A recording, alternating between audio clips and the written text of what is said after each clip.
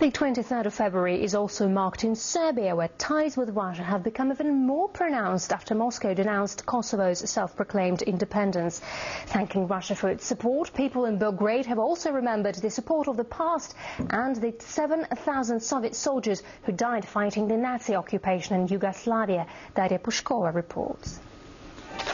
This is a traditional annual ceremony, laying wreaths at the tomb of the Russian soldiers and officers in Belgrade who died in 1944 fighting the Nazis. The battle for Belgrade cost around 1,000 Soviet army lives, while around 7,000 perished in the campaign for Yugoslavia in total. This year there were no veterans here. The generation of Serbs who fought shoulder to shoulder with the Russians has nearly been entirely consigned to history. Now it is their sons and daughters who come to pay tribute to their memory. It's a big day for us. We have come here to confirm the brotherhood of Russian and Serbian people that has existed at all times and is sealed with blood. Today's history confirms that.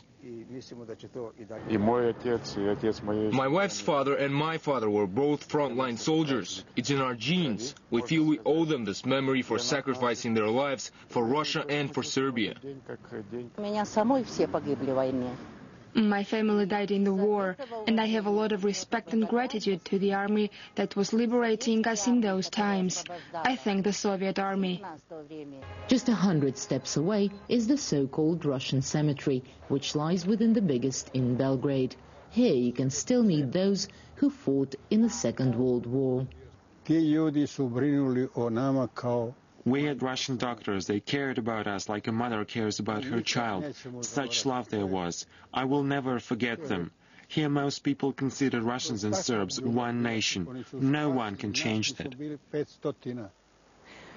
Iverska chapel in Belgrade's central cemetery is an exact copy of the chapel demolished by the Bolsheviks in Moscow's Red Square.